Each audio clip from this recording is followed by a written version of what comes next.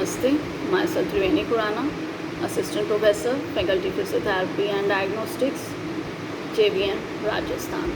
Today we are going to discuss about individual and group exercise. Now what is exercise? Exercise is a subcategory of physical activity that is planned, structured, repetitive and purposeful in the sense that the improvement or maintenance of one or more components of the physical fitness is the objective. Designing a therapeutic exercising program. A program may include a range of different types of exercises such as those for improving or preventing deterioration in aerobic capacity, muscle strength, power and endurance, flexibility or range of movement, balance, coordination and agility. Although there are many different professionals involved in delivering advice on physical activity and exercise to various population groups, physiotherapists are equipped with special skills to provide therapeutic exercise programs. To be able to do this, a physiotherapist requires an understanding of the underlying disease process or pathology, exercise physiology, biomechanics, physical principles and the evidence-based supporting the area, as well as an awareness of psychological safety issues. The physiotherapist must also be able to identify appropriate treatment goals in conjunction with the patient. In general, all exercise training and sports sessions should start with a 10 to 15 minute dynamic warm-up period followed by 20 to 60 minutes of exercise training. Finally, a 10-minute cool-down period with less intensive activities and stretching should end the exercise training session. Between the training sessions, there must be enough time to recover. Now, every exercise pattern has its own principle, such as first we do for patient assessment, including patient characteristics, clinical information, impairment, any dysfunction, diagnosis, safety goals, treatment, and communication with other team members. Next, we go for anatomy, physiology of the involved area, function, biomechanical pathomechanics, pathology of behind disease, and the healing pathways involve inflammation, proliferation, and maturation.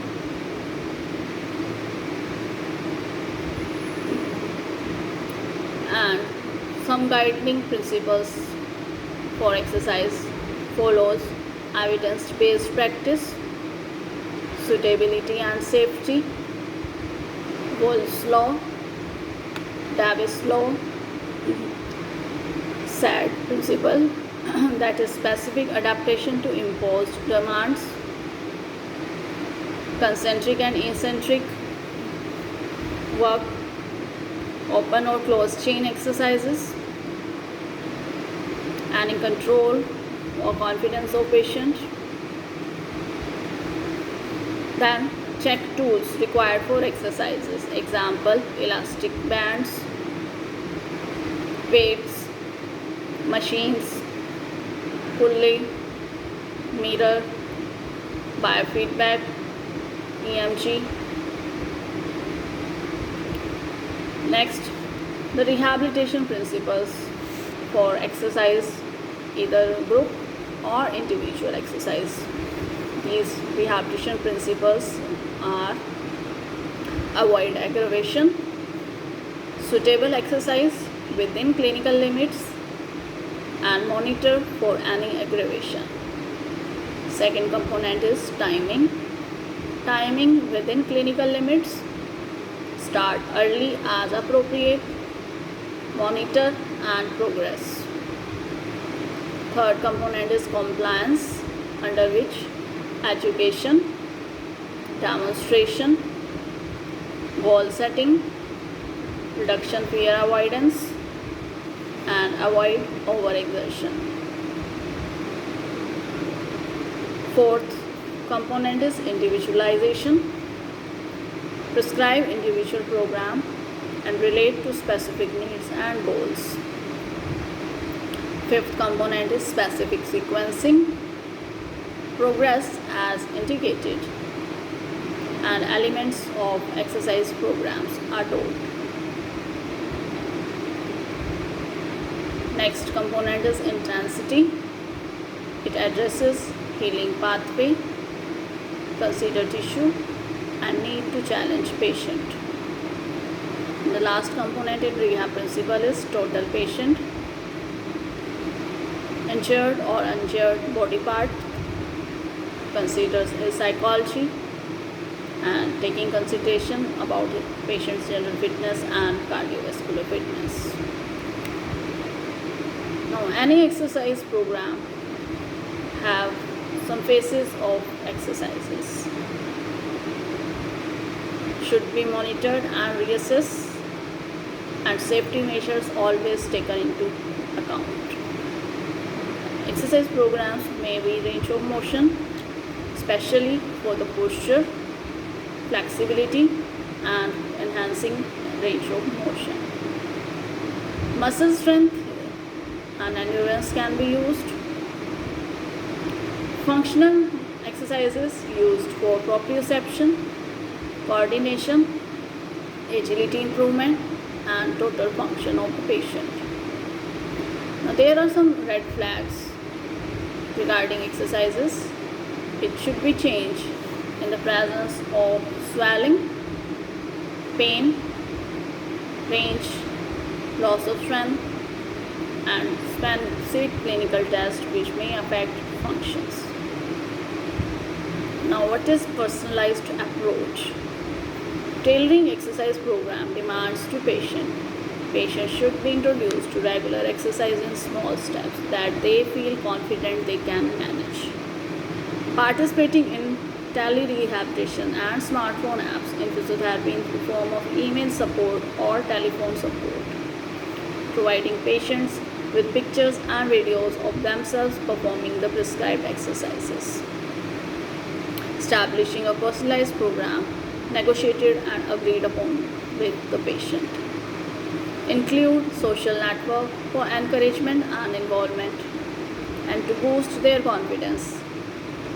Adherence to home exercise in rehab is a significant problem, and the reason for this are multifactorial, covering both psychological and situational factors that vary between each individual and that need to be considered by clinicians in the design of personalized exercise program. Providing a home exercise program to patients is one of the most fundamental aspects of physiotherapy. Patients who adhere to their prescribed exercises are significantly better at achieving their goals and demonstrate a greater increase in physical function. Patients adhere poorly to their prescribed home program with varying estimation from research. Non-adherence to a home exercise program has been shown as high as 50 to 65% for general musculoskeletal conditions. In the low back pain patient population, non-adherence to home exercise has been shown to be as high as 50 to 70%. Non-adherence of a home exercise program increases the risk of recurrent injury or flare-ups with the less positive outcomes long term and can result in PT believing that their current treatment is not effective. Overall, there is need for good quality evidence to identify potential barriers to patient adherence and the strategies that are effective at combating these barriers. Now, there are some factors affecting compliance and performance. When setting a home exercise program, remember that the long list you may put together may be all-inclusive, but research shows subjects who were prescribed 2 exercises perform better than subjects who were prescribed 8 exercises. Another report finding those prescribed 4 or more exercises had a lower rate of compliance than those prescribed 2 or fewer. Subjects who are prescribed 2 exercises will perform better than subjects who are prescribed 8 exercises. Subjects who are prescribed 2 exercises will comply on their self-report exercise log more than subjects who are prescribed 8 exercises. Compliance with behavioral treatment, example, an exercise program is similar to drug compliance. As complexity increases, compliance decreases. Now, what are the factors which affects adherence? These are perceived barriers, example, forgetting exercises, not having the time, not fitting into the daily routine, their work schedules. Self-efficacy, that is an individual's belief in their own capability to achieve a task that will produce a targeted result. Next, threatened belief. Belief our patient holds regarding their condition and decisions made by patient are based on their own belief, personal experiences and the information they receive. Next is locus of control. Patients with an external locus of control demonstrate a lesser degree of adherence with home exercise program. Next, pain. Pain levels during exercise in musculoskeletal patients presented strong evidence as a barrier to adherence in systematic review. Next, physical activity. These studies suggest that those who are physically active at baseline demonstrate significantly better adherence. Next, depression as a barrier to adherence has strong supportive evidence. And the social support network of the patient has also been suggested as a possible factor in adherence. Example, friends and family members as well as support from the therapist. Health technologies such as the use of mobile device including mobile phone and tablet as well as software apps provide us with the opportunity to better support the patient and clinician with the data-driven approach that incorporates features designed to increase adherence to exercise such as coaching, self-monitoring and education as well as remotely monitor adherence rates more objectively. Software apps exist on the market and may well change the way of many home exercise plans in clinics. The promises to do such things as make it easy to build exercise program in seconds with beautifully designed instructions videos. The built-in efficiencies will reduce workload plus software motivates patients and improves outcomes with tracking tools and insight analytics. Combining the popularity of mobile devices with the ongoing search for fitness, thousands of applications are available. App allow users to set fitness goals, track activity, gather workout ideas and share progress on social media. Physiotherapists should stay abreast with recent research and follow the guidelines.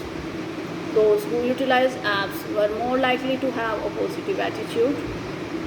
Useful and perceived difficulties in particular should be considered with future development. App usefulness and ease of use may be facilitated by using health behavior theories to guide development. Now, the strategies to increase adherence are patient education, educating patient on pain versus harm by explaining the nature of pain, and nociception and suspending the belief that pain is an indicator of further tissue damage. Reinforcing messages which reduce fear or anxiety about pain, emphasizing the idea that exercise will lead to less pain, anxiety and depression. Countering maladaptive coping strategies, employing motivational techniques, managing expectations by educating patients the importance of their own exercise.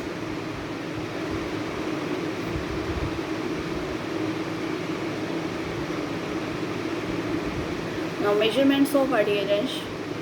Samples of tools available to estimate patient adherence, such as Sports Injury Rehab Adherence Scale. It is 3-item scale completed by the therapist. Next is Hopkins Rehabilitation Engagement Rating Scale. It's the 5-item questionnaire. Next is Adherence to Exercise Scale for older patient. It is a 43-item questionnaire. Next, the modified rehabilitation adherence questionnaire. It is the 25-item scale to evaluate potential barrier to patient adherence. Now, what are the barriers to adherence? According to level of evidence, these are pain, low self-efficacy, stress, anxiety, depression, high degree of helplessness, lack of support, limited level of evidence includes higher disability level, low motivation, age, low levels of optimism. Thank you.